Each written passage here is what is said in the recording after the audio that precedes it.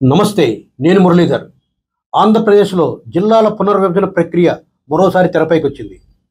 గతంలో 13 జిల్లాలుగా ఉన్న ఆంధ్రప్రదేశ్ దాన్ని 26 జిల్లాలుగా మారుస్తూ మాజీ ముఖ్యమంత్రి జగన్మోహన్ రెడ్డి గతంలోని నోటిఫికేషన్ జారీ చేశారు. దానివల్ల చాలా జిల్లాలు రకరకాలుగా మారిపోయి ఏ నియోజకవర్గం ఎందులో ఉందో కూడా ఇప్పటికీ చాలామందికి తెలియని పరిస్థితి.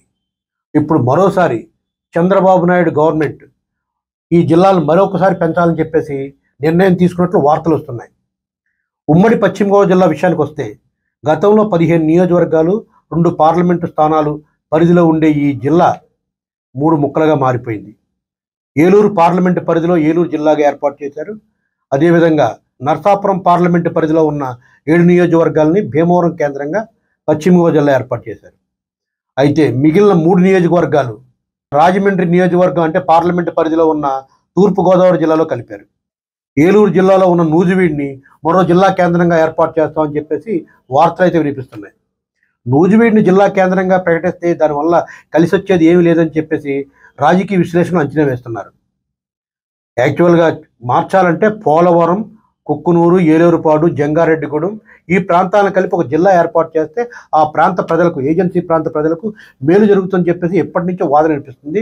అదేవిధంగా సిపిఎం, సిపిఐ పార్టీలు కూడా దీన్నే నిర్ధారిస్తున్నారు.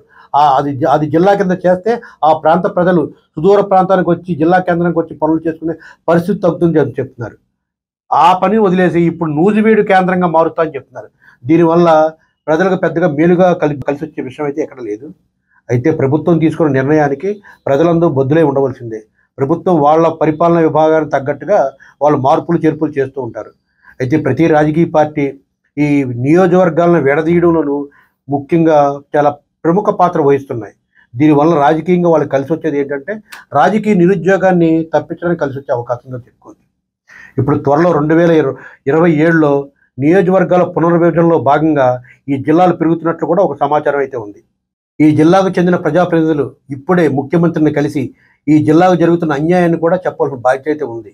అయితే ఈ జిల్లాల పునర్విభజన కార్యక్రమానికి కొద్దిగా ప్రభుత్వం పూర్తిస్థాయిలో శ్రద్ధ వహించి పశ్చిమ గోదావరి జిల్లాకు అన్యాయం జరగకుండా చూడవలసిన బాధ్యత అయితే ఉంది.